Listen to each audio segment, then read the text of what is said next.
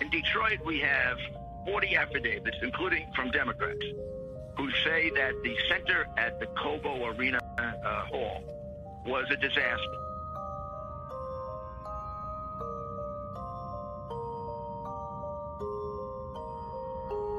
You're saying that the CIA is behind the Dominion or Smartmatic voting software as well?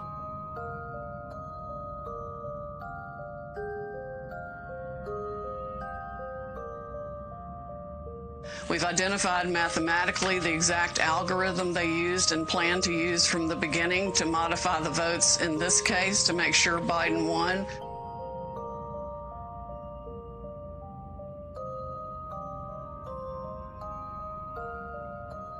And we are going to show the public exactly how rotten the entire state is.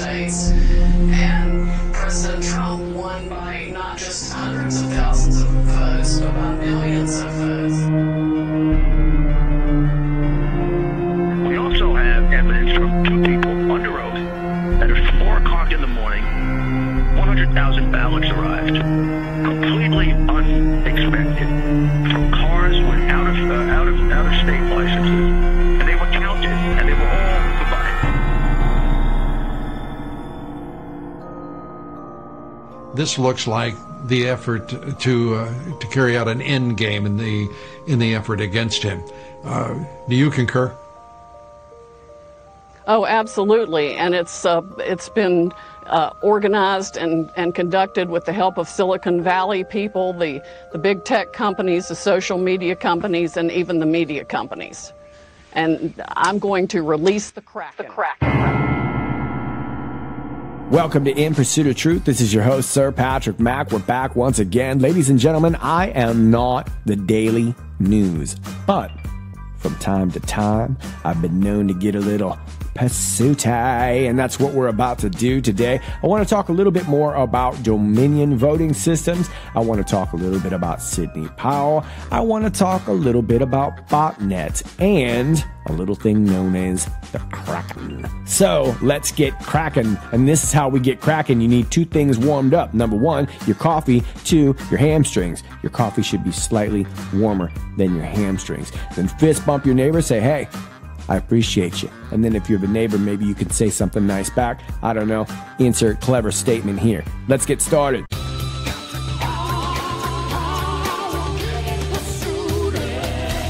Starting you off today talking about former federal prosecutor Sidney Powell, writing to kiss her. And of course, she is also General Flynn's lawyer, now a Trump campaign lawyer, who suggested in a Sunday interview that there is still more evidence coming out in President Donald Trump's claims of voter fraud and irregularity, saying that we're getting ready to overturn election results in multiple states. Check it out. And I want to get your take on what you and I spoke about just a few minutes ago, and that is a gentleman named Peter Neffenger. Tell me how he fits into all of this. Yes, well, he is listed as its former Admiral Peter Neffenger, or retired Admiral Peter Neffenger. He is president and on the board of directors of Smartmatic. And it just so happens he's on Mr. Biden's presidential transition team that's going to be non-existent because we're fixing to overturn the results of the election in multiple states. And President Trump won by not just hundreds of thousands of votes, but by millions of votes that were shifted by this software that was designed expressly for that purpose. We have sworn witness testimony of why the software was designed. It was designed to rig elections. He was fully briefed on it. He saw it happen in other countries. It was exported internationally for profit by the people that are behind Smartmatic and Dominion. They did this on purpose. It was calculated. They've done it before. We have evidence from 2016 in California. We have so much evidence, I feel like it's coming in through a fire hose. Okay, well, Powell has a lot to say here, but let me stop right there. The chairman of Smartmatic is one Lord Mark Malloch Brown, sits on the British House of Lords, and is a member of George Soros's Open Society Foundations. That's right, he is a member of the board of directors. He was actually formerly the vice chairman of Soros Investment Funds. And I guess this is news that they don't want you to know over there at Smartmatic because it's been removed from their site. But if you can see right here by the search bar, you can see that that is smartmatic.com, and they mentioned him right there, Mark Malloch Brown, former number 2 in the United Nations, as well as having served in the British Cabinet and Foreign Office. So this sounds like some foreign intervention to me, and it looks like they've had a history of some foreign intervention. And according to WikiLeaks documents, these machines were used to rig the elections in Venezuela in 2004 in favor of Hugo Chavez. Let me read this part right here. The Venezuelan-owned Smartmatic Corporation is a riddle both in ownership and operation, complicated by the fact that its machines have overseen several landslide and contested victories by President Hugo Chavez and his supporters. The electronic voting company went from a small technology startup to a market player in just a few years, catapulted by its participation in the August 2004 recall referendum. Smartmatic has claimed to be of U.S. origin, but its true owners, probably elite Venezuelans of several political strains, remain hidden behind a web of holding companies in the Netherlands and Barbados. So these guys are a hot mess all the way around. Smartmatic is part of Smartmatic Corp, or Smartmatic International, which is a Venezuelan multinational company, and their headquarters are in London, but they officially incorporated in April of 2000 in the state of Delaware. I seem to remember another presidential candidate from the state of Delaware. It's escaping me, but we'll get back to that. Now, according to Smartmatic's website, they're saying that Soros doesn't and never had any ownership stake in their company. But if you've been following this channel or others like it for a while, I think we always see that sort of seems to be the case on the surface with George Soros, but he always seems to have some sort of connection. So I'll let you decide from there. But a couple more things about Mark Malloch Brown. He used to be a journalist at The Economist and was vice president at the World Bank. He was also part of the board for Save the Children International. So, red flag, red flag, red flag. Now, I want to thank one of my viewers, Craig, who sent me this article from Political Moonshine, which highlighted this right here. This is Dominion Diagnostics, not Dominion voting machines, Dominion Diagnostics. Completely different company, I guess. And they do COVID-19 total antibody serology testing. If you don't know what COVID-19 is, that's the Rona, okay? Some of the younger kids in your house, they might call it the Cov. Whatever it is, they do testing for it. I don't need it because I don't have it. Maybe you do. No offense. I did not find any immediate connections to Dominion Diagnostics and the Dominion voting machines, but I found it very interesting that they both work off of these apps. And of course, a lot of businesses use apps these days, but we know that using this COVID-19 app tracking system is really, really sketchy. And I suppose if they were able to fudge the voting numbers, they could also fudge the corona numbers, which is exactly what this article is talking about. Consider that Dominion Diagnostics might test your toxicology samples, drug screenings for employment, for example. At the same time, they could also be tasked to test you for CV-19. Those CV testing systems are also being used in airports to determine flight eligibility, travel restrictions, etc. All this converged data and total control over it could literally change your vote, determine your positive or negative CV status, restrict your travel, result in broad refusal of service, serve to marginalize and control individuals, etc. It presents as a full spectrum system of enslavement with all the pieces in place, assuming there are undiscovered others, which is likely. Okay, so it's hard to really know, but it is a very intriguing theory. But here's what we actually know, and I talked a little bit about this the other day in my last video entitled Glitch, which you can find right here on BitChute. By the way, if you're struggling to see some of those videos on BitChute, you might just have to let them play a little bit, and eventually they will play out. I think those servers are just really overwhelmed. But here's what we do know. In 2016, it was Dominion Voting Systems that was acquired by Staple Street Capital. One of the groups that was overseeing this acquisition was another group known as Kirkland and Ellis. Well, going through the alumni of Kirkland and Ellis, we have a very famous member who briefly served as counsel in 2009 and then rejoined them in 2017, which would have been shortly after the acquisition. And his name is one A.G. William Barr.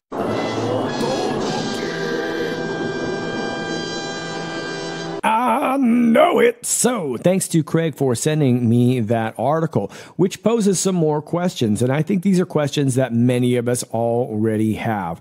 Exactly where does A.G. William Barr sit? Well, there are a lot of different opinions on A.G. William Barr. I've seen this from years of your comments, and rightfully so. He's a complicated figure. Is it possible that he is meddling with the elections and trying to stymie the president's ability to prosecute people who are actually getting involved with what looks to be not only domestic but foreign meddling into our elections? Is it possible that Barr has seen what's going on and is trying to do his patriotic duty by going back to the DOJ? Like he said himself, he didn't need this job. He came back for his sense of duty. Is that truly the case? Or is there another possibility in which Barr is simply having to reconcile by going back to perform what he may have not wanted to perform before? Well, before you decide, let's run down a few factoids about Mr. William Barr. Well, according to his own words, quote, "I started off in Washington at the Central Intelligence Agency and went to law school at night while I was working at the CIA," William Barr said during an oral history event in 2001. But you may also remember that his first time around, he stonewalled the investigations into the Bush-Clinton CIA crimes involving many things, but in particular the theft of this software known as INSLAW PROMIS. PROMIS stands for Prosecutors Management Information System, and it was software that was being used by the DOJ and later on with a number of intelligence agencies. And it was actually the forerunner to the NSA's PRISM. You've probably heard of that. Those guys have talked about it quite a bit. That was the software that was disclosed by the NSA whistleblower Edward Snowden. This is a really deep story on its own. It involved a couple companies known as Hadron and Systematics Incorporation. This was run by a guy named Jackson Steven, a ton of different Mossad agents, including Robert Maxwell, who is the now deceased father of Ghislaine Maxwell. This also involved Adnan Khashoggi, who was the uncle to slain quote-unquote reporter Jamal Khashoggi. Also Richard Armitage. This software was long being used by one Rafi Eitan, who was Mossad's deputy director for covert operations for quite some time, and it was he that actually recruited Robert Maxwell back in the day, and then he started to sell that software outward. So just like back in the day when Barr was vowing to attack criminal organizations, it appeared that he was indeed protecting them. Now, I also want to point out about this law firm, Kirkland and Ellis.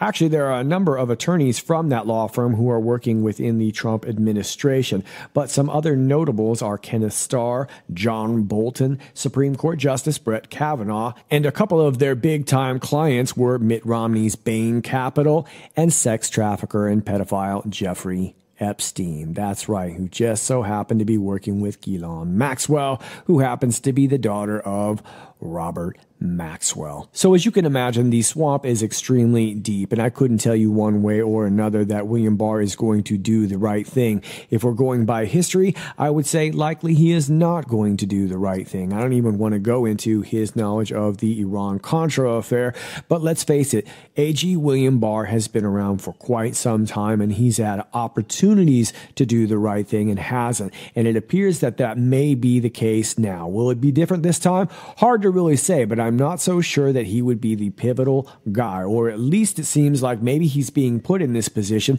maybe because we know. Maybe it's because he knows we know. Maybe we know that he knows that we know. You know? I don't know. All right, for now, let's go back to Sidney Kung Powell, who, along with Rudy Gotcha by the Giulianis, have been doing the interview circuit on the various quote-unquote news stations. And you just saw a clip of her with Maria Bartiromo, and she also mentioned in there that not only did she believe President Trump was leading by hundreds of thousands, but by millions of votes. And that sounds like a pretty big claim. And like she said, she doesn't make those claims without strong, hard evidence. And she seems to have plenty of affidavits and who knows what else. But she also mentioned that she was gonna release the Kraken, you're backing. Well, I was tracking this article from Medium from the other day, and I wanted to share it with you, and I actually had it opened up so that I could record it right now. And here we are looking at a 410 error. This post is under investigation or was found in violation of the Medium rules. Translation: we were about to spit some hot truth, but we can't have that. So back to your regularly scheduled programming. Come on, man. Yeah, come on, man. Come on, man. Well, I think what we may have been talking about here may be this Kraken HTTP. It's a botnet, and we're going to talk a little bit about that. But first, let's find out what a botnet is. Learning stuff. To inflict the most damage with the least effort, hackers turn to creating an army of devices that can infiltrate and infect other devices, all on their own. This army is called a botnet. A botnet is a collection of internet-connected devices, like laptops, servers, mobile devices, and any IoT devices that are infected and controlled by a common type of malware. Users are usually unaware of a botnet infecting their system. Botnet attacks frequently go undetected because they involve a wide network of devices that operate in the background of a user's device and occupy little bandwidth. A bot is an infected device, which then becomes part of a network of infected devices controlled by a single attacker. A bot is sometimes called a zombie, and a botnet is sometimes called a zombie army. Both names, bot and zombie, imply the mindless automatic generation of something malicious by possessed agents. Botnets send email spam, engage in click fraud campaigns, and generate malicious traffic on servers. There are many different types of botnets, like distributed denial of service attacks, zombies, bot masters, and spamming through rented botnets. Some notorious botnets discovered in the recent past include Zeus, which uses a Trojan horse program to infect vulnerable devices and systems; Serisby, one of the largest botnets in the world, which infects users' computers to send out massive amounts of email spam; Methbot, which produces fake clicks and mouse movements, and forges social media account logins to front as legitimate users to fool conventional ad fraud detection techniques; and Mirai, which is malware that sends fake DDoS traffic and scans the internet for insecure connected devices while avoiding IP addresses belonging to major corporations and government agencies. There is no one-size-fits-all solution to botnet detection and prevention, but manufacturers and enterprises can battle botnets by incorporating strong user authentication methods, secure remote firmware updates, secure boot, advanced behavioral analysis, automation, machine learning, and artificial intelligence. Learning stuff. All right then, did you learn something? Me too. According to Smartsheet.com, the Kraken came out in 2008. Kraken infected machines at many Fortune 500 companies and sent billions of email spam messages daily. The people who designed Kraken built it to evade antivirus software. As a matter of fact, an internet security company known as Damballa said at the RSA in 2008 that the Kraken bot army was twice as big as a previous one known as Storm, evades over 80% of installed antivirus software. Which was pretty big because at the time, Storm was the largest botnet that was out there, said to be powerful enough to knock entire countries off of the internet. The Wikipedia entry Storm botnet gives an accurate accounting of how the Storm worm, a Trojan horse that spreads through email, is used to recruit infected computers into the Storm botnet. According to TechRepublic.com, Kraken uses command and control servers that are located in different parts of the world. each infected computer has a list of the CNC servers being command and control. If the current CNC server is disabled, the zombies check in with the next server on the list. Using this approach eliminates the problem of having a portion of the botnet go down if one of the peers is taken offline. Now, the scary stuff. It appears that infected computers don't just belong to what researchers like to call the non-tech savvy computer users. At last count, 50 Fortune 500 companies have compromised computers. So is it possible that this is what Sidney Powell was referring to? Well, let me take you over to gdatasoftware.com. In January 2015, unidentified attackers attempted to infiltrate a multinational enterprise based in the United Arab Emirates using a spear phishing attack with a crafted MS Word document attached to the message. Once it has reached the target, the payload used was designed to work as an information stealer and reconnaissance tool. GData's security experts identified the malware behind this attack and reveal information about the actual power of the malware's tentacles. Now, in this article from 2015, they summarized that the Kraken botnet was likely developed by a beginner.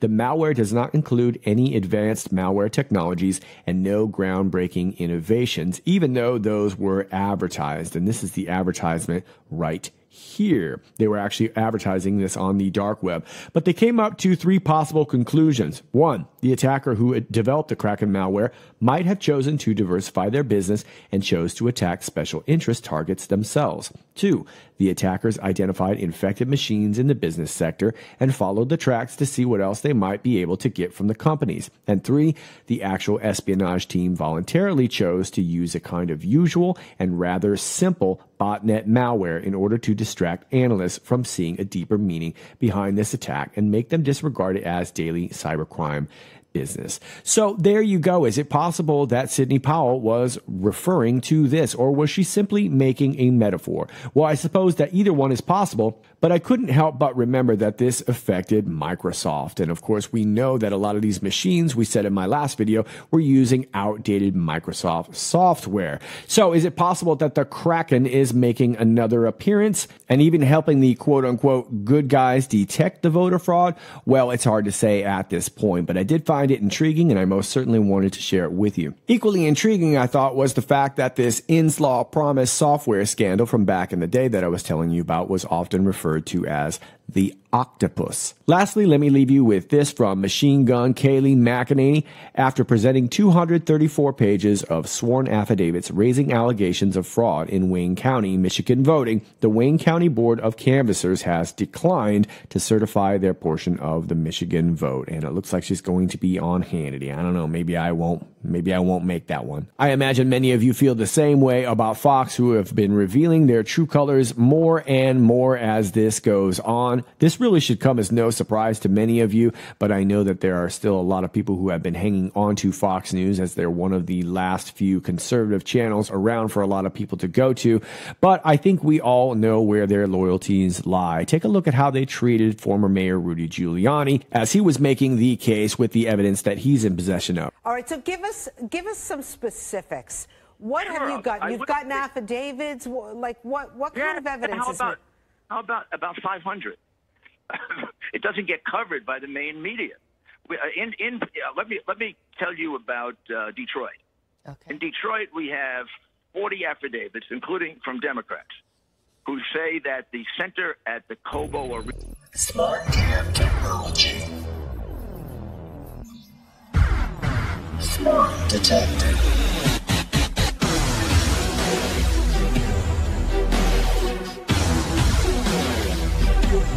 Nobody likes smarmy people.